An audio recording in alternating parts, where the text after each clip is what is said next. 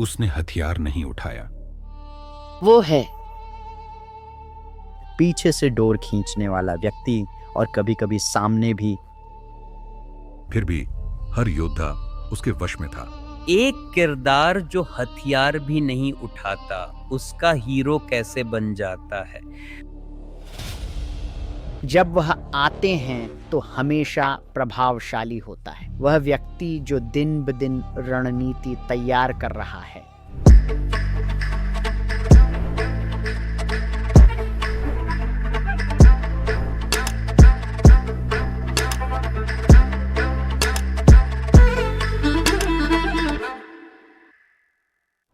नमस्ते, mythic dialogues के एक और अंक में आपका स्वागत है। मैं मनीष हरिप्रसाद आज शाम आपका मेज़बान रहूंगा। मैं यूटीवी मोशन पिक्चर्स में क्रिएटिव हेड, रेड चिलीज में पूर्व क्रिएटिव ऑफिसर और अब मिथिक में क्रिएटिव डायरेक्टर हूं। मैं हमेशा से सभी प्राचीन भारतीय साहित्य का बहुत बड़ा प्रशंसक रहा हूं। कृष्ण की प्रतिभा पर आधारित इस बेहद खास एपिसोड में यह एक्शन से भरपूर होगा। कृष्ण के बचपन, जवानी और द्वारका के सालों पर बहुत कुछ कहा जा सकता है, लेकिन इस एपिसोड में हम महाभारत में उनकी प्रतिभा पर ध्यान केंद्रित कर रहे हैं। अभी लाइक बटन दबाएं और चैनल को सब्सक्राइब करें। आज हमारे मेहमान हैं डॉ विशाल शर्मा, प्रिंसटन विश्वविद्यालय के धर्म विभाग के व्याख्याता, दक्षिण एशियाई धर्मों के इतिहासकार। उन्होंने ऑक्सफोर्ड विश्वविद्यालय से संस्कृत में दर्शन शास्त्र में डॉक्टरेट की उपाधि प्राप्त की। उनका शोध बताता है कि रामायण और महाभारत जैसे ग्रंथों ने भारतीय उपमहाद्वीप में समय के साथ विचारों और पहचान को कैसे गढ़ा। मिथिक डायलॉग्स में आपका स्वागत है। धन्यवाद मनीष, आपसे मिलकर खुशी हुई। तो विशाल, मैं सीधे मुद्दे पर आता हूँ। कृष्ण एक अद्भुत विषय हैं जिस पर बात करने के लिए मैं कृष्ण पर लिखे गए सभी साहित्य का बहुत बड़ा प्रशंसक रहा हूँ और कैसे उन्होंने इतने लंबे समय से भारतीय विचार को आकार दिया है। तो जो कृष्ण को नहीं जानते, आप उन्हें कैसे बताएंगे? शायद अपनी पसंदीदा कृष्ण कथा भी सुनाइए इसी दौरान। आपको पता है कृष्ण जी तो विशेष रूप से महाभारत के संदर्भ में वे हैं जो पर्दे के पीछे से डोरियाँ खींचता है और कभी-कभी सामने आकर नाटक का नेतृत्व भी करता है। वह पांडवों के मुख्य रणनीतिकार हैं। वह अंततः अर्जुन के सारथी बन जाते हैं और निश्चित रूप से वह कृष्ण जिसे हम महाभारत में मैं कहूँगा कृष्णों का ही बोलबाला है, क्योंकि महाभारत में वास्तव में 3 कृष्ण हैं। एक कृष्ण द्रौपदी हैं, फिर कृष्ण द्वैपायन हैं यानी व्यास, और निश्चित रूप से एक कृष्ण वो हैं जिनकी हम आज चर्चा करेंगे, कृष्ण वासुदेव। सच कहूँ तो महाभारत में कृष्ण के मेरे सबसे पसंदीदा प्रसंगों में से एक जो मुझे बहुत पसंद है, वो है, ये वास्तव में महाभारत का 5वां खंड उद्योग पर्व है, जहाँ वह कुछ हद तक पर्दे के पीछे से बातचीत का नेतृत्व करते हैं और फिर वह सामने आकर कौरवों से मिलते हैं बातचीत का नेतृत्व करने के लिए, ताकि युद्ध से पहले शांति मिल सके। क्योंकि मुझे लगता है कि यह वास्तव में कृष्ण को उनके उत्कृष्ट रूप में दर्शाता है कि वे इन विभिन्न पक्षों को संभाल रहे हैं। कुछ मायनों में यह स्पष्ट है कि वे जानते हैं कि क्या होकर रहेगा। उस समय उन्हें शांति की संभावना पर ज़्यादा विश्वास नहीं है। उन्हें आने वाले खतरे का आभास है, लेकिन नाटक कृष्ण के साथ बड़े सुंदर ढंग से होता है। सुंदर। असल में मेरे लिए भी उद्योग पर्व ही कृष्ण के चरित्र को आने वाली घटनाओं के लिए तैयार करता है। लेकिन इससे पहले कि हम महाभारत के अलग-अलग पर्वों में उतरे, मैं आपसे एक सीधा सवाल पूछना चाहता हूँ। महाभारत असल में क्या था और इसे महाभारत क्यों कहा गया? तो हाँ, ये एक अच्छा सवाल है। लोग सोचते होंगे कि इसे भारत क्यों कहते हैं और महाभारत क्यों? यह राजा भरत के वंशजों की कहानी है। तो भारत दीर्घ आ के साथ का मतलब है, जैसा कि आप जानते हैं, संस्कृत में हम इसका उपयोग किसी एक्स या वाई के वंशज या कुल को संदर्भित करने के लिए करते हैं। और यह निश्चित रूप से इन इन वंशजों की एक महान गाथा है। कहा जाता है कि महाभारत के आदि पर्व में इसके 3 सोपान हैं, जहाँ जय का वर्णन है, यानी विजय की कहानी, विजय की गाथा। और फिर भारत है और फिर महाभारत है, जो अब हमारे पास सबसे प्रमुख है। और निश्चित रूप से मैं जानता हूँ कि महाभारत में उस शब्द के पहले भाग में महा उसके आकार का संकेत है। ये एक बहुत ही आत्मजागरूक ग्रंथ है। एक श्लोक है जो कहता है अ, इसके महात्म्य के कारण, इसकी महानता के कारण और इसके भार, इसके भारत के कारण ये इतना भारी ग्रंथ है, सचमुच इसके आकार के कारण इसे महाभारत कहते हैं। सो ये एक बहुत ही आत्मजागरूक ग्रंथ है, जो अपनी विशालता और कई चीज़ों को समेटने की अपनी समझ को दर्शाता है। मेरा मतलब है, जैसा कि हम जानते हैं, महाभारत में वह प्रसिद्ध श्लोक है जो कहता है, जो यहाँ है, यानी जो महाभारत में है, वह कहीं और भी है, लेकिन जो यहाँ नहीं है, जो इस ग्रंथ में नहीं है, मौजूद नहीं है। ये बहुत खूबसूरत है। हम सब उसे सुनते हुए बड़े हुए हैं। मेरा मतलब है और मेरी नासमझी थी, लेकिन मैंने हमेशा सोचा कि इसे महाभारत इसलिए कहते थे क्योंकि लगभग हर राज्य, मतलब तत्कालीन या प्राचीन भारत का, इसमें किसी न किसी तरह से शामिल था, चाहे इस पक्ष से या उस पक्ष से। तो इसीलिए इसे महाभारत कहा गया, पूरे भारत की कहानी। लेकिन जब हम महाभारत सोचते हैं तो हमारे मन में विशाल सेनाओं की एक बड़ी तस्वीर आती है। ऐसे योद्धा हैं जिन्होंने कभी हार नहीं मानी, और ये अद्भुत अस्त्र और शस्त्र हैं, और वो व्यूह रचना जो दोनों पक्षों के सेनापतियों द्वारा की जाती है। लेकिन इन सब के केंद्र में कोई है जो इन सब के केंद्र में खड़ा है, और वो हैं कृष्ण। ये दिलचस्प है कि कृष्ण महाभारत में काफ़ी बाद में आते हैं। वह शुरू से मौजूद नहीं होते। लेकिन उस महाभारत के केंद्र में कृष्ण हैं, और वह इस युद्ध महाकाव्य में कभी हथियार भी नहीं उठाते। कोई ऐसा चरित्र जो हथियार भी नहीं उठाता, उसका नायक कैसे बन जाता है? मेरा मतलब है आपके क्या विचार हैं कि आपको लगता है कि यह कृष्ण द्वैपायन की एक अद्भुत रचना है कि वह कैसे कर सके युद्धों से भरे महाकाव्य में वह हथियार न उठाने वाले को उसका नायक बना सकता है? हाँ, ये एक अद्भुत उपलब्धि है, क्योंकि जैसा कि आप कहते हैं, वह महाभारत की शुरुआत से, आदि पर्व से कहानी के केंद्र में नहीं है, वह कहानी में बाद में आता है।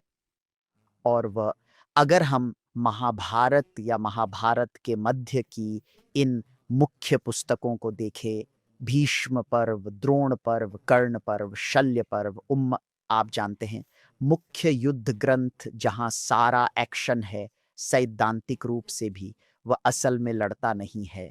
पता है, एक जगह उसका ज़िक्र आता है, लेकिन वह असल में वह खुद युद्ध में शामिल नहीं होता, तो आपको लगेगा कि वह कहानी के केंद्र में नहीं है। इसकी खूबी ये है, कृष्ण द्वैपायन के काम की खूबी, कि ये इसके बावजूद युद्ध में सीधे भाग न लेने पर भी इस महान युद्ध में जो पाठ के केंद्र में है, वही व्यक्ति है जो दिन-ब-दिन रणनीति बना रहा है। और इसी वजह से जब वह प्रकट होता है, तो हमेशा प्रभावशाली होता है। यह कहानी पर असर डालता है, जिनसे वह बात करता है उन पर भी, और महाभारत के संदेश पर भी, हर मोड़ पर। तो आप जानते हैं, व्यास उसे बहुत सावधानी से इस्तेमाल करते हैं, पर जब भी करते हैं उसका गहरा असर होता है। वह लड़ता नहीं, पर लड़ाई में पर्दे के पीछे से कमान संभालता है। सुंदर। क्या आप हमें बता सकते हैं कि इस महाभारत में कृष्ण को पहली बार कब देखते हैं? क्या यह द्रौपदी के स्वयंवर के बाद है, या स्वयंवर के दौरान, जब उन्हें लगता है कि ये ब्राह्मण पांडव हो सकते हैं? क्योंकि उस समय तक पांडवों को मृत माना जाता था। कुछ जले हुए शव लक्षगृह में मिले थे। तो क्या ये पहली बार है जब हम महाभारत में कृष्ण को देखते हैं? हाँ, हाँ, आप जानते हैं यह पहली बार है जब वह महाभारत के वृत्तांत में प्रकट होते हैं। बेशक ग्रंथ की शुरुआत इस श्लोक से होती है, "थनुमास्ति नरेण नरेणम नमस्कृत्य नरं चैव नरोत्तमः", लेकिन उनका वास्तविक उनका असली हस्तक्षेप वही तो एंट्री स्टोरी है। में आप जानते हैं अंत्य और यहीं से हम पांडवों के साथ उसका तालमेल और रिश्ता देखते हैं, जो वह उस पल से बनाता और विकसित करता रहता है। वास्तव में कहानी में उसके पहले प्रवेश से ही हम उसे पांडवों के साथ ये गहरा संबंध बनाते हुए देखते हैं। बहुत खूब। तो अब आप जानते हैं, मैं हमेशा सोचता रहा हूँ कि आप जानते हैं क्या-क्या कृष्ण मतलब देखिए कृष्ण मुझे लगता है कि सभी पांडवों के मामा के बेटे थे। तो उनके अपने पिता और कुंती सभी पांडवों की माता भाई-बहन थे। तो एक बात जो मैंने हमेशा सोची है कि वह सभी पांडवों का मौसेरा भाई था, फिर भी अर्जुन के साथ उसका रिश्ता अर्जुन थोड़ा ख़ास था। मुझे लगता है कि वह अर्जुन को सखा, एक प्रिय मित्र मानता है जो सिर्फ़ पारिवारिक रिश्तों से कहीं ज़्यादा है और दूसरे पांडवों से कहीं ज़्यादा महत्वपूर्ण। तो क्या आप इस पर थोड़ा विस्तार से बता सकते हैं कि अर्जुन किसी भी दूसरे पांडव से उसके ज़्यादा करीब क्यों था? हाँ, आप जानते हैं पूरे ग्रंथ में हम जानते हैं कि अर्जुन अमासा है या कहें तो इंद्र का एक अंश है और निश्चित रूप से कृष्ण विष्णु के अवतार हैं। लेकिन हम देखते हैं कि पूरे ग्रंथ में उन्हें नर और नारायण कहा जाता है। तो जैसा कि आप जानते हैं नर का अर्थ कुछ मायनों में मनुष्य और नारायण। हमें बताया गया है कि पिछली घटनाओं में भी नर और नारायण 2 अर्षि थे जिन्होंने एक साथ तपस्या की थी। तो कई मायनों में महाभारत उनके रिश्ते को ऐसे स्थापित करता है कि कुछ मायनों में वे उनके रिश्ते के इस ब्रह्मांडीय स्तर की ओर इशारा करते हैं। बाद में व्याख्याकार उस नर नारायण रूपक को जीव और आत्मा का मिलन समझेंगे। उस पल से स्वयंवर के बाद से हम उन दोनों को यह दोस्ती बनाते हुए देखते हैं जैसा कि आपने कहा। ये विश्वास और एक दूसरे के प्रति स्नेह का रिश्ता है। वे साथ में जंगल जाते हैं, खांडव वन को जलाने के लिए ताकि बाद में महल बन सके। वे साथ में इन साहसिक यात्राओं पर जाते हैं और वे एक ऐसा अ, बंधन बनाते हैं जो भगवद गीता में उस बिंदु से भी पहले स्थापित हो चुका है। मैं हमेशा उम्मीद करता हूँ यदि हम भगवद गीता को महाभारत के संदर्भ के बिना पढ़ते हैं तो हम सोच सकते हैं कि इन 2 लोगों के बीच इतनी ईमानदारी कैसे आई सिर्फ़ एक सारथी और एक योद्धा के बीच, है ना? लेकिन उनके बीच पहले से ही एक रिश्ता और विश्वास बना हुआ है, जिससे वे ऐसे बात कर सकते हैं जैसे है हाँ, दोस्ती से नींव रखी, अर्जुन के सुभद्रा से विवाह से रिश्ते बनाए, इन सब से, हाँ, इन सब से रिश्ते बनाए और फिर इसमें कोई हैरानी नहीं कि वह, तुम जानते हो, वह एक तरह से अर्जुन का सारथी बनने का फैसला करता है। आप जानते हैं, केवल अर्जुन को ही गीता का ज्ञान दिया। तो बहुत ही सुंदर। इस जवाब के लिए आपका बहुत-बहुत धन्यवाद।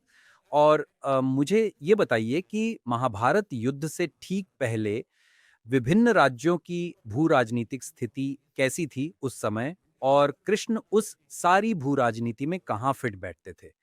जितना मैं महाभारत पढ़ता हूँ, उतना ही एहसास होता है कि युद्ध में लगभग हर द्वंद्व दरअसल सिर्फ उसी पल का नहीं होता। ये एक ऐसी प्रतिद्वंद्विता है जो बहुत लंबे समय से चली आ रही है, और ऐसे लोग हैं, उनके पोते हैं जिन्होंने सदियों पहले लड़ाई लड़ी थी, जो अब युद्ध के दौरान उस प्रतिद्वंद्विता को अंतिम रूप दे रहे हैं, चाहे वह भूरिश्रवा हों और कार्तिकेय या भगदत्त या ऐसे ही कई अन्य लोग। तो अगर आप हमें उस समय की भू-राजनीतिक स्थिति के बारे में थोड़ा बता सकें, और कैसे, मतलब कृष्ण इन सब में कहाँ खड़े थे? हाँ, ये एक अच्छा सवाल है और मुझे लगता है कि ये हमें युद्ध में क्या होता है उसे समझने में मदद करता है और कृष्ण के कुछ कार्यों को भी ख़ासकर अगर हम द्वारका के संबंध में भू-राजनीतिक स्थिति के बारे में सोचते हैं और निश्चित रूप से वहाँ का राज्य और जहाँ यादव हैं। यादव वे इस समय जब आप जानते हैं उस समय तक जब शांति के लिए बातचीत भी हो रही थी लेकिन युद्ध अपरिहार्य होता जा रहा था, तब उदाहरण के लिए मगध राज्य और द्वारका के बीच पहले से ही तनाव था। उम हमने पहले देखा है ये पूरा ये जरासंध की पुरानी दुश्मनी जो कंस के वध से शुरू हुई थी। कंस के वध के साथ, हाँ, और इसलिए शंभु जानते हैं वह उसका बदला लेना चाहता है। फिर आप जानते हैं वह भेजता है, हाँ, इसमें शाल्व शामिल हो जाता है। शाल्व माफ़ करना, शाल्व इसमें शामिल हो जाता है और वह द्वारका पर हमला करता है। बेशक कृष्ण और यादव मथुरा छोड़ देते हैं। वे इस भू-राजनीतिक स्थिति और उस क्षेत्र में मगध की प्रचंड शक्ति के कारण मथुरा छोड़कर द्वारका चले जाते हैं। मेरा मतलब है, हम जानते हैं कि बुद्ध के समय में भी मगध एक बहुत शक्तिशाली राजनीतिक केंद्र था। मगध हमेशा से रहा है। हाँ, मैंने कहीं पढ़ा था कि मगध की कुल सेनाएं महाभारत की कुल सेनाओं से भी ज्यादा थीं, तो उसके पास 27 अक्षौहिणी सेना थी और मुझे लगता है कि महाभारत युद्ध में 18 अक्षौहिणी लड़ी थीं, 7 पांडु पक्ष से और 11 कौरव पक्ष से। तो हाँ, मगध बहुत और क्या उस समय कृष्ण के लिए मथुरा छोड़कर एक नया शहर बसाना समझदारी थी? या फिर आपको क्या लगता है, क्या ये सिर्फ एक काव्यात्मक स्वतंत्रता थी जो कृष्ण ने ली थी? आप जानते हैं मैं इसे ऐसे सोचता हूँ जो जो कुछ मायनों में उस विषय पर वापस जाता है जिसके बारे में हम अब तक बात कर रहे हैं। मैं इसे ऐसे सोचता हूँ यह कृष्ण की रणनीति का एक हिस्सा है। वह अब द्वारका जैसी जगह पर है जो वास्तव में मगध जैसी जगह के उतना करीब नहीं है और इसके महत्वपूर्ण रणनीतिक लाभ हैं। वह ऐसी जगह पर नहीं है जो इन अन्य दरवाजे पर मौजूद सत्ता केंद्र तक उतनी सुलभ हो। तो ये शायद कुछ मायनों में कृष्ण के रणनीतिकार होने के विचार से जुड़ा है। वह सिर्फ पीछे नहीं हटता बल्कि द्वारका जैसे तट पर रणनीतिक रूप से एक जगह चुनता है और बेशक हम जानते हैं कि इतिहास में भी वह तटीय क्षेत्र एक महत्वपूर्ण व्यापार केंद्र रहा होगा क्योंकि यह तट पर है। तो एक महत्वपूर्ण आर्थिक केंद्र। यह उसकी अपनी रणनीति और वह खुद को कैसे रखना चाहता था इसकी बात करता है। अगर हम भू राजनीति की बात करें तो वह दूसरों के मुकाबले खुद को कैसे स्थापित करना चाहता है। सुंदर। तो विशाल, मैंने कृष्ण और पांडवों की जो कहानी देखी है, कृष्ण की एक कहानी है जो एक खास तरीके से चलती है जिसमें शुरुआती दिनों में पांडवों का कोई हस्तक्षेप नहीं होता। तो आप जानते हैं उनका बचपन, उनकी जवानी और फिर उनका मतलब द्वारका में जो समय था।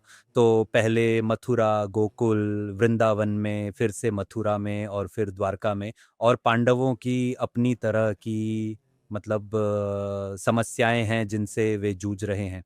मतलब उनके पिता अब नहीं रहे और अब वे लौट आए हैं और वे अपना हक मांग रहे हैं जो शायद पूरा राज्य या कम से कम आधा राज्य है।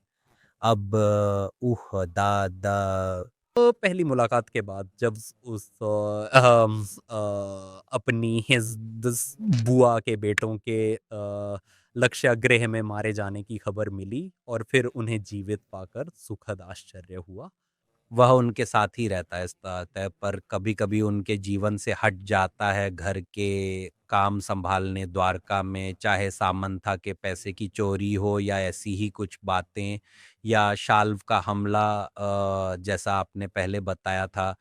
लेकिन सच में मुझे लगता है कि एक बार जब वह इस महाभारत युद्ध का हिस्सा बनने का फैसला करते हैं, तो उस युद्ध में सबसे महत्वपूर्ण क्षण वह होता है जब अर्जुन और दुर्योधन दोनों उन्हें अपनी तरफ लाना चाहते हैं। और वह प्रसिद्ध सुंदर कहानी है जब कृष्ण सो रहे थे और दोनों उनके कक्ष में पहुँचे। क्या आप इस पर विस्तार से बता सकते हैं कि वास्तव में क्या कृष्ण की कोई भूमिका थी अर्जुन के सारथी के रूप में चुने जाने में? ताकि मेरा मतलब है क्या उन्होंने खुद को थोड़ा कम करके आँका ताकि दुर्योधन उन्हें पांडवों को देने में खुश हो या आप इसे कैसे देखते हैं? मैं इसे ऐसे देखता हूँ, मतलब एक तरह से अर्जुन आता है, पहला नहीं होता, अगर सही याद है, वो सबसे पहले नहीं आता, मुझे लगता है दुर्योधन आता है। दुर्योधन प्रथम। अगर हम निष्पक्षता से देखें तो वह पहले आया है तो उससे पहला हक़ मिलता है। लेकिन कृष्ण कहते हैं, देखो मेरी आँखें खुलते ही मैंने जिसे सबसे पहले अपने चरणों के पास देखा, वह अर्जुन था। उसके सिर के पास। ओह! ओह! तो सिर के पास और जगह थी जो दुर्योधन ने ले ली और अर्जुन ने वो तय किया कि जबकि अर्जुन को शायद उनके चरणों में सबसे अच्छी जगह मिली थी। अच्छा, समझ गया मैं। तो वो नहीं, कुछ मायनों में मुझे लगता है कि वो जानता है कि आप जानते हैं, एक दिलचस्प बात जिस पर हम सोच सकते हैं, वो ये है कि मान लीजिए वो दुर्योधन को पहले वो विकल्प देता है। क्या दुर्योधन उसे अपना सारथी चुनता है? आह! मैं मैं उसने क्या विकल्प दिया था या क्या विकल्प दिया था उसने? क्या कोई बहुत ही ख़ास आपको पता है विकल्प था जो उसने दोनों दावेदारों को दिया? हाँ, हाँ। तो वो कहता है, मैंने वो युद्ध में अपनी व्यक्तिगत भागीदारी से इनकार करता है। लेकिन वो कहता है कि लेकिन वह कहता है, मेरे पास 2 विकल्प हैं। मेरे पास योद्धाओं की एक सेना है, जिसे मैं किसी एक पक्ष को दे सकता हूँ या उसके साथ गठबंधन कर सकता हूँ, और मैं खुद एक सारथी के रूप में हूँ। और अर्जुन भी बिना हिचकिचाहट कहता है, मैं चाहता हूँ तुम मेरे सारथी बनो। और दुर्योधन इससे बहुत खुश है क्योंकि उसे सेना मिलती है और इसे अपनी जीत मानता है। तो मेरा मतलब है, विचार प्रयोग ये होगा कि अगर वह दुर्योधन को पहली पसंद देता है, मुझे अब भी लगता है कि दुर्योधन उसे सारथी के रूप में नहीं चुनता। मुझे लगता है कि वह अब भी देखता है। और इसका संबंध केवल अर्जुन और कृष्ण के रिश्ते से नहीं है, बल्कि मुझे लगता है कि उस प्रसंग के बारे में जो बात सच में बताती है, वह यह है कि यह उन चीज़ों में से एक है जो आपको दुर्योधन और कृष्ण के बीच का रिश्ता दिखाती है। महाभारत में कई बार उस बिंदु तक पहुंचने से पहले और फिर विशेष रूप से वार्ताओं के दौरान यह स्पष्ट है कि दुर्योधन को वास्तव में इस बात का कोई अंदाज़ा नहीं था कि कृष्ण वास्तव में कौन है। तो बातचीत में ऐसे पल आते हैं बाद में भी, जब विदुर दुर्योधन से कहते हैं, जो कृष्ण आ रहे हैं और वे समझौता करने आए हैं, और दुर्योधन इसे ऐसे देखता है कि दोस्त बात तय है, मैं कुछ नहीं दे रहा हूँ और जो कोई भी आए ठीक है। और विदुर उससे कहते हैं, तुम कृष्ण को सचमुच नहीं जानते। शाब्दिक रूप से दुर्योधन कृष्ण को जानता है, वह उनसे मिल चुका है और बात भी कर चुका है। लेकिन एक संकेत है कि विदुर कृष्ण और उनकी असली पहचान के बारे में ज्यादा जानते हैं, जिसे दुर्योधन समझ नहीं पाता। और भले ही अर्जुन को वह पहली पसंद दी गई थी और उसने उन्हें अपना सारथी चुना, मुझे लगता है कि कृष्ण ने उन दोनों को संतुष्ट करके भेजा, क्योंकि अर्जुन और दुर्योधन दोनों उस कमरे से यह सोचकर निकले हैं कि उन्हें सबसे बेहतर मिला है। संतुष्ट ही नहीं बल्कि हद तक खुश भी। क्योंकि मतलब अर्जुन को उन्होंने चुना था, ये कमाल की बात है कि आप एक ऐसे व्यक्ति को चुनते हैं जो लड़ने को तैयार नहीं है, जो हथियार उठाने को तैयार नहीं है, और दूसरी तरफ एक विशालकाय मतलब सेना का दल है जो कृष्ण के पास है, बहुत चुने हुए योद्धा, और बाकी सब युद्ध में अद्भुत माने जाते थे।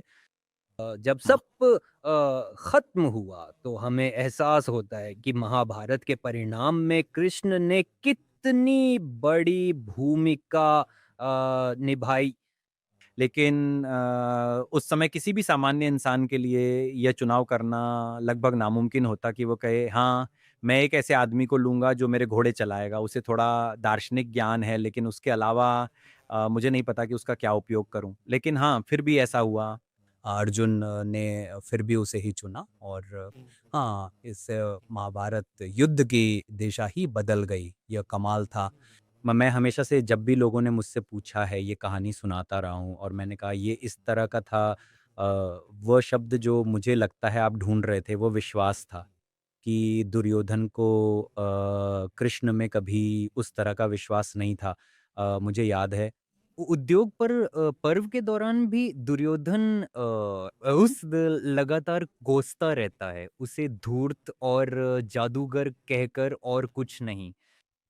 और ये काफ़ी हैरान करने वाला था क्योंकि बाकी सब कृष्ण से काफ़ी प्रभावित थे, भीष्म और विदुर जैसे बड़े लोग भी, लेकिन दुर्योधन ने उससे कभी कुछ नहीं समझा। हमें और वह रिश्ता युद्ध के अंत में अपने चरम पर पहुंचता है जब दुर्योधन, अब जब यह खत्म हो गया है, वह उस गदा युद्ध में हार गया है। भीष्म के साथ उस अद्भुत लड़ाई में वह अपनी आंखें भीष्म पर नहीं बल्कि कृष्ण पर टिकाता है और वह अंत में उसे सुनाता है।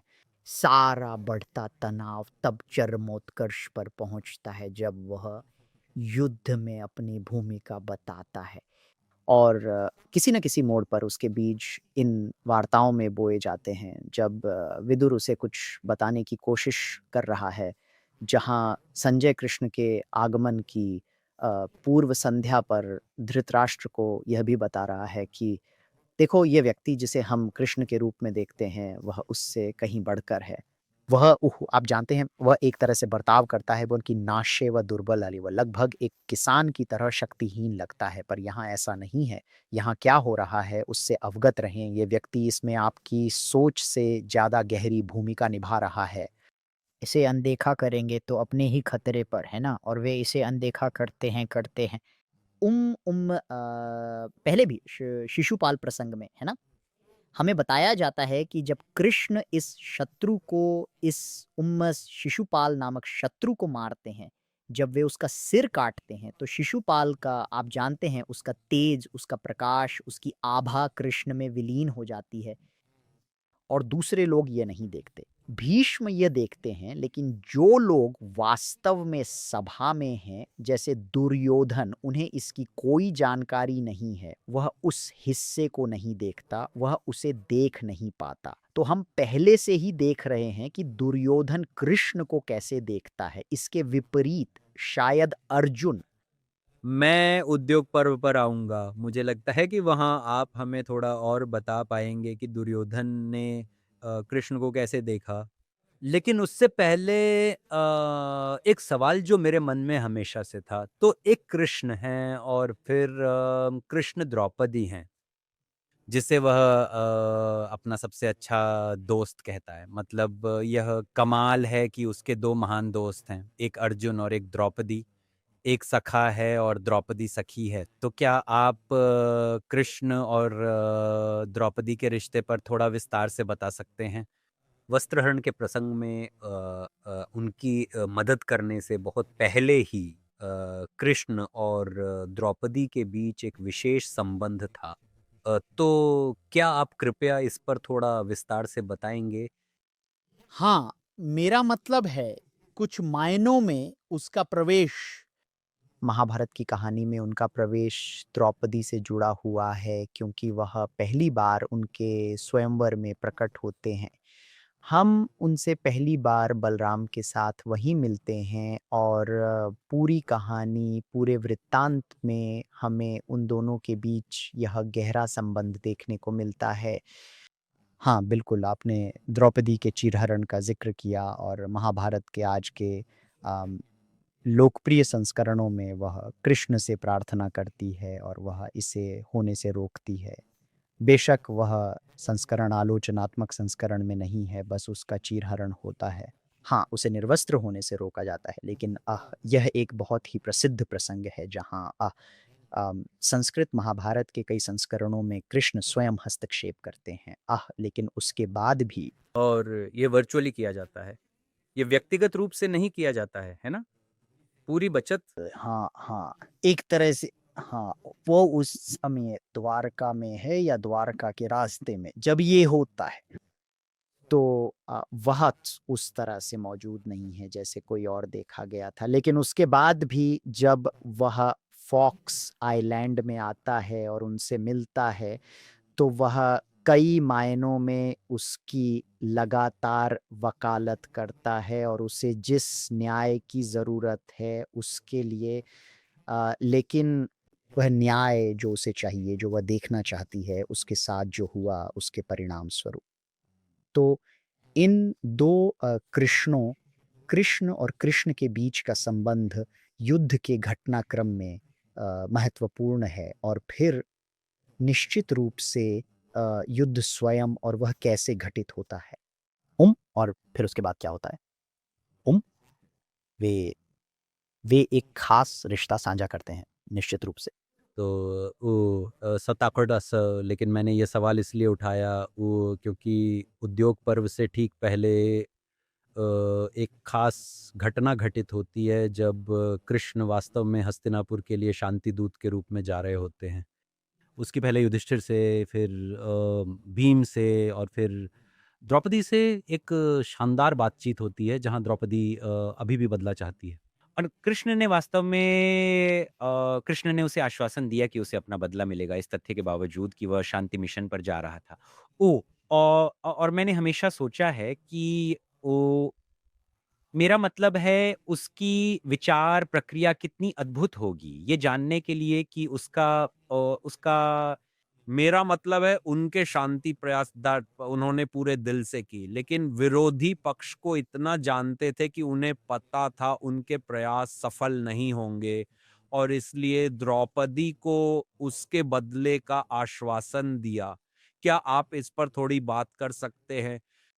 मुझे लगता है ये कृष्ण के रणनीतिकार होने की बात है ऐसे। उस समय तक दोनों पक्षों के बीच कई बातचीत हो चुकी थी जो सफल नहीं हुई।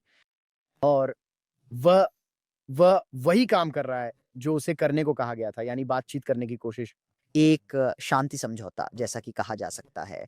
लेकिन वह यथार्थवादी है क्योंकि वह दूसरे पक्ष की स्थिति को जानता है और जब तक दुर्योधन के मन में कोई जादुई सचमुच अलौकिक हृदय परिवर्तन नहीं होता, यह बात होकर रहेगी। वे अब आमने-सामने के टकराव की स्थिति में हैं। तो साथ ही वह युधिष्ठिर को संतुष्ट रख रहा है यह दिखाकर कि युद्ध से पहले सभी प्रयास किए गए हैं क्योंकि युद्ध हमेशा आखिरी विकल्प होना चाहिए, पहला नहीं। लेकिन वह अलग-अलग लोगों से अलग-अलग बातें करता है और इससे उसकी सोच का पता चलता है। मुझे लगता है कि वह द्रौपदी से आखिर में बात करता है क्योंकि तभी उसकी असली सोच सामने आती है। तो युधिष्ठिर, भीम और फिर द्रौपदी को दिए गए उनके ये अलग-अलग संदेश सार्थक हैं क्योंकि आप इस बातचीत के बारे में उनकी सोच की परतें खोल सकते हैं और इससे पता चलता है कि वह उस पल द्रौपदी के साथ हैं और वह कैसा महसूस कर रही हैं। एंड उसे काफ़ी यकीन है कि ये अब बस एक औपचारिकता है, जब तक कि पदों में कोई जादुई बदलाव न हो। वह तो वैसे भी करेगा क्योंकि युद्ध हमेशा अंतिम उपाय होना चाहिए। लेकिन वह जानता है कि यह अटल है और वह उससे कहता है, तुम्हें अपना प्रतिशोध मिलेगा। असल में जिस तरह से वह युधिष्ठिर को तैयार करता है कि ठीक है, हाँ, हम शांति का प्रयास करेंगे और फिर वह भीम से बात करता है और उससे पूछता है मतलब क्या तुम्हारा खून नहीं खौलता और तुमने अपनी सारी शक्ति खो दी है? जो कि भीम हमेशा कहते हैं युद्ध मैं संभाल लूंगा। तो वह उसे सहारा देता है और फिर वह द्रौपदी से मिलता है जो पूछती है तुम ये क्यों कर रहे हो? हमें बदला लेना चाहिए क्योंकि हम यही चाहते हैं। और वह कहता है हाँ, तुम्हें तुम्हारा बदला मिलेगा।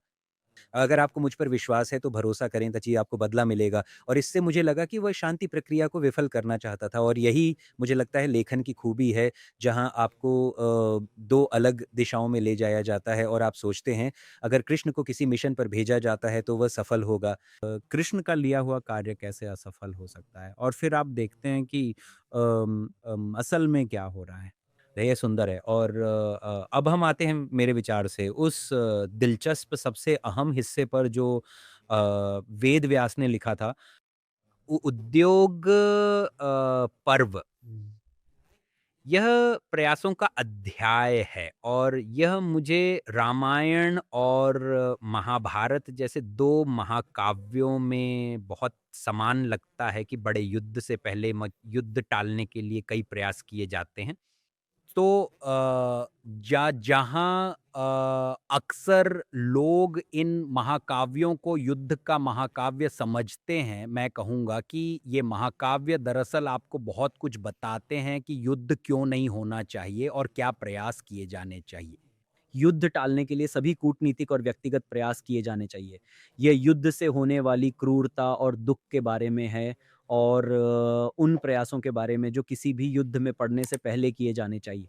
तो हमें उन प्रयासों के बारे में थोड़ा और बताएँ जो मेरा मतलब है रामायण में किए गए थे। हाँ, उन्होंने हनुमान को भेजा और फिर अंगद को भेजा।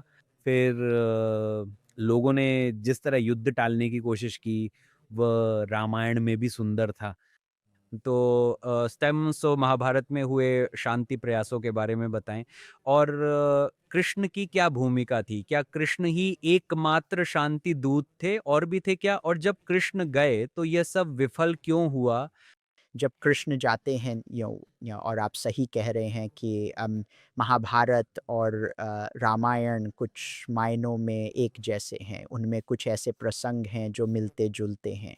वन में निर्वासित नेता और वहाँ के विभिन्न प्रसंग, और ये शांति वार्ताएं दोनों के लिए एक महत्वपूर्ण तत्व हैं। और जैसा कि आप कहते हैं, ये शायद हमें कुछ ऐसा बता रहा है जो हिंसा का महिमा मंडन नहीं है, बल्कि उस निर्णय को बहुत शांत मन से लेने की आवश्यकता है अन्य विकल्पों को खारिज करने के बाद।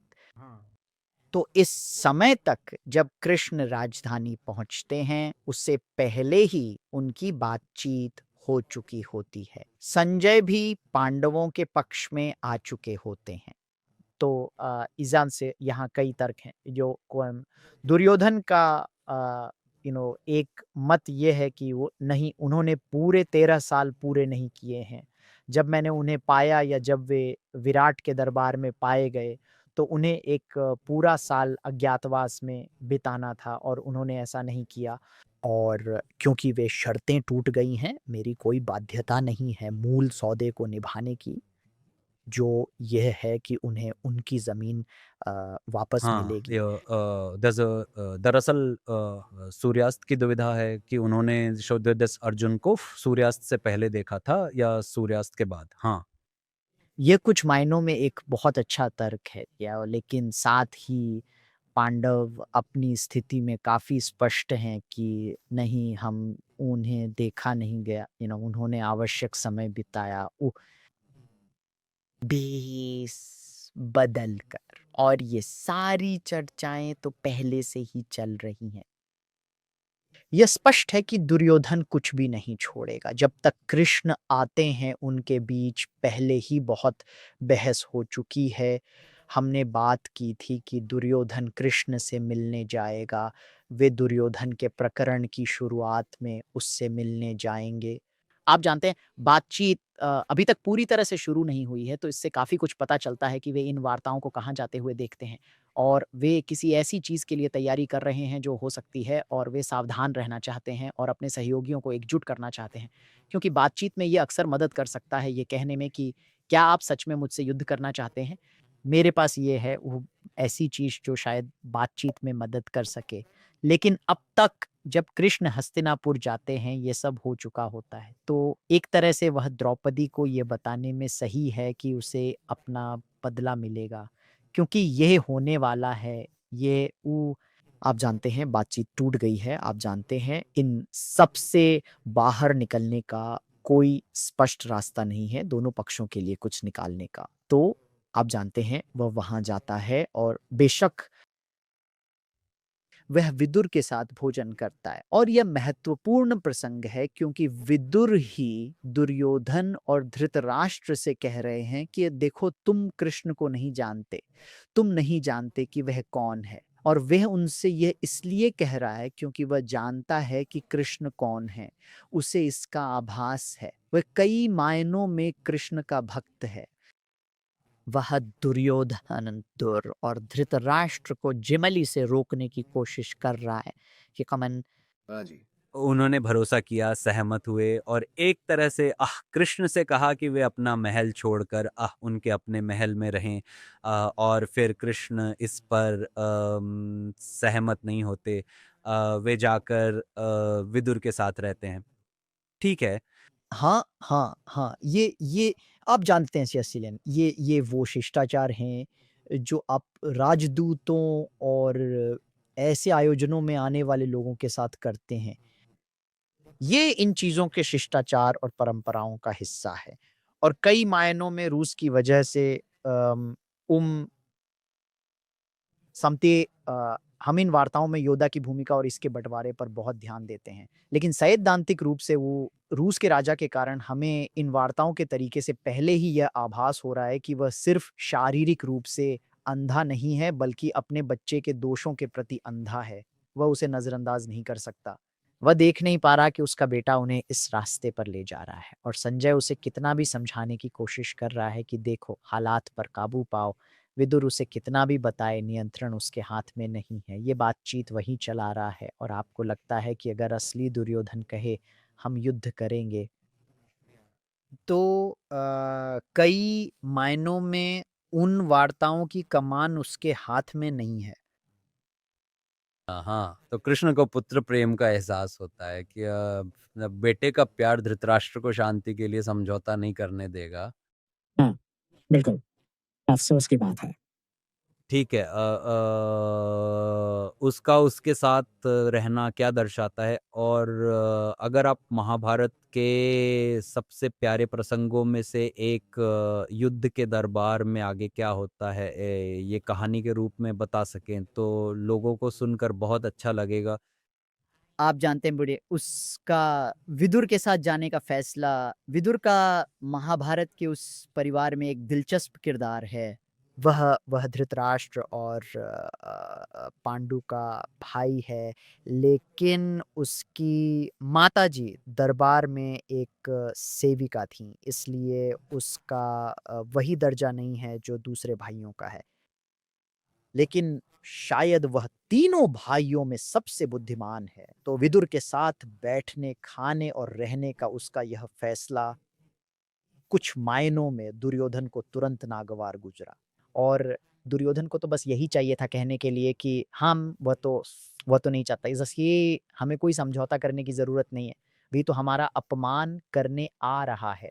तो दुर्योधन तुरंत इसे अपमान मान लेता है अपने पिता से कहने के लिए, देखा आपने ये सब बातें, क्योंकि हर कोई उससे कह रहा है कि कृष्ण से बात करो, तुम नहीं जानते वह कौन है।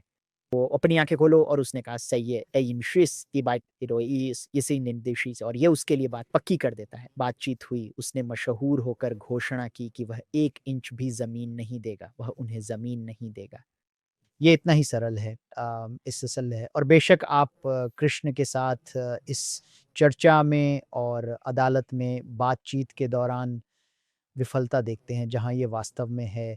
क्या आप समझते हैं कि वह द्वापारी को वह क्यों बताता है जो वह उसे बताता है, जैसे कि ये कहीं नहीं जा रहा है?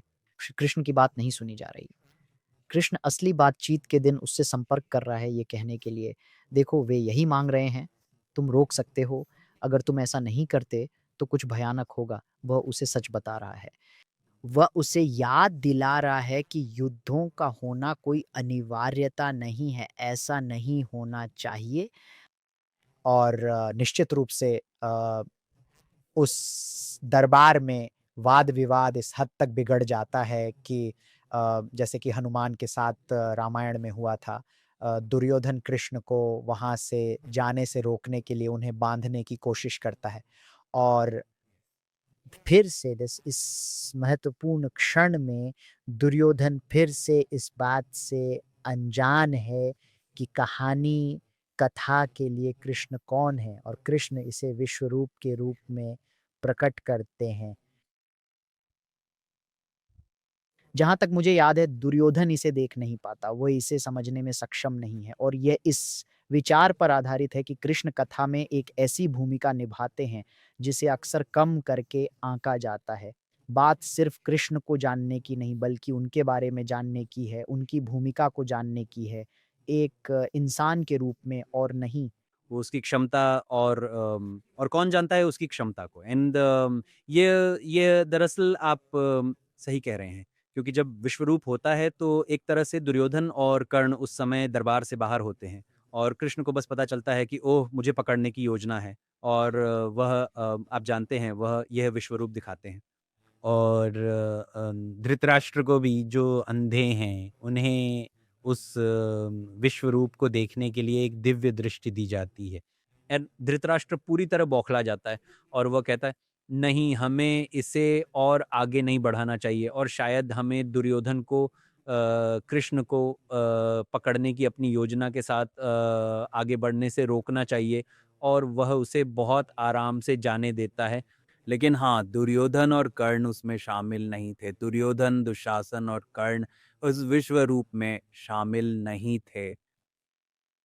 क्या आपको लगता है कि अगर वे विश्व रूप के साक्षी होते, ये तो युद्ध करने की बिको पापा हिम्मत नहीं करते? वे उफ़! मैं अच्छा सवाल है। मेरा मतलब है उस समय तक का विषय यह है कि वह अक्षम है, आप जानते हैं। वह वहाँ नहीं था, लेकिन वो उसे कृष्ण को देखने में असमर्थ है। लेकिन और हाँ, वह सच में नहीं देख पाता कि शिशुपाल कृष्ण में कैसे विलीन होता है। पर एक बात है, आप जानते हैं, एक दिलचस्प विचार ये है कि शायद अगर वह देखता है, तो वह कृष्ण की बातों का सार समझ पाएगा। पर मुझे लगता है तब ऐसा बातचीत में होता है जहाँ लोग अपनी बात पर अड़ जाते हैं, टस से मस नहीं होते। मुझे लगता है उस मोड़ पर वह चीज़ों को देखने के अपने तरीके में इतना फँसा हुआ था कि ये तो होना ही था।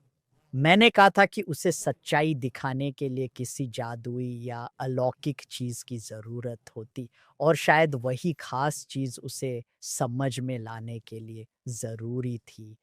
लेकिन हमें पहले ही ये मानने पर मजबूर किया गया है कि वह कृष्ण को सिर्फ उतना ही देखता है जितना उसके सामने है, और उसे इस बात की परवाह नहीं कि कृष्ण व्यापक योजना में कौन है।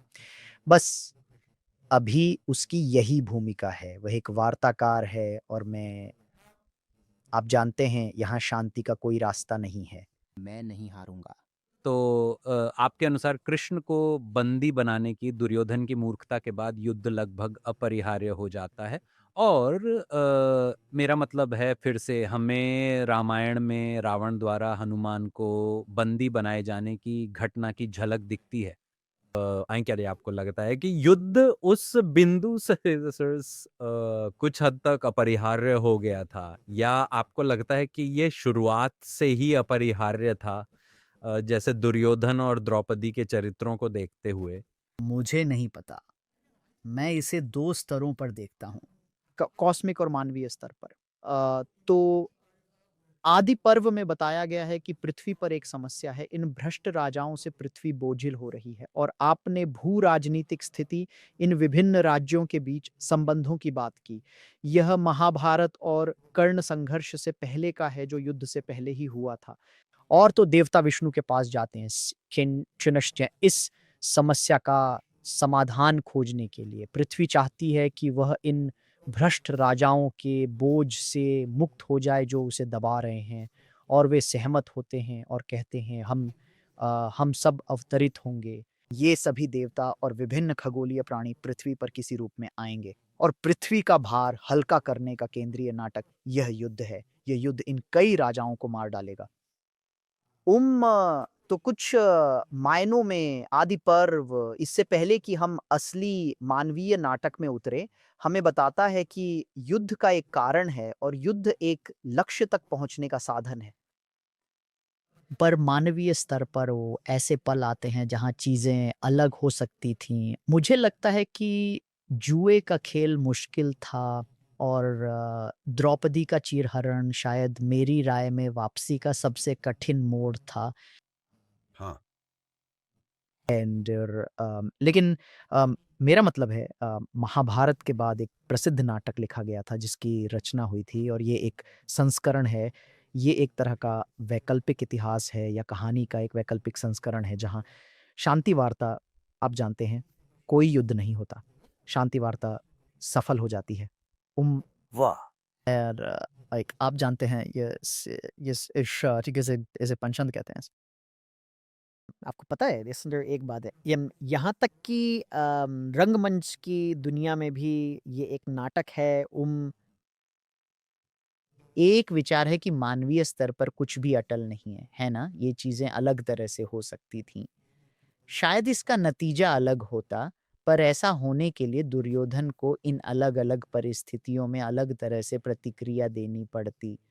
उच्च ब्रह्मांडीय स्तर पर, जैसा महाभारत शुरुआत में बताता है, हमें युद्ध की भूमिका स्पष्ट बताई जाती है, लेकिन मानवीय स्तर पर नाटक को दिलचस्प बनाने वाला हिस्सा अन्य विकल्पों की संभावना है कि शायद इसे ऐसे नहीं होना चाहिए। शायद और भी कुछ पल ऐसे होते हैं जब लगता है कि हम उसके करीब हैं, पर ज़रूरी नहीं कि वह उसी दिशा में जाए, और यही इसे दिलचस्प बनाता है। तो अब मैं उस पर आऊँगा, मतलब अब जब हमने उद्योग पर्व पर चर्चा कर ली है और कैसे कृष्ण ने दोनों पक्षों के बीच शांति स्थापित करने की कोशिश की।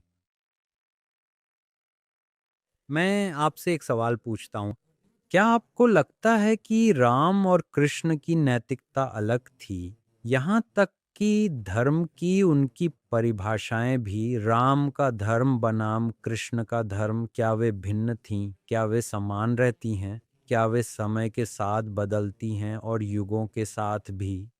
अगर आप 10 सेकंड सोचना चाहें तो। अब मुझे लगता है कि कुछ मामलों में वे धर्म के दो अलग तरीके अपनाते हैं। रामायण में राम, महाभारत में कृष्ण।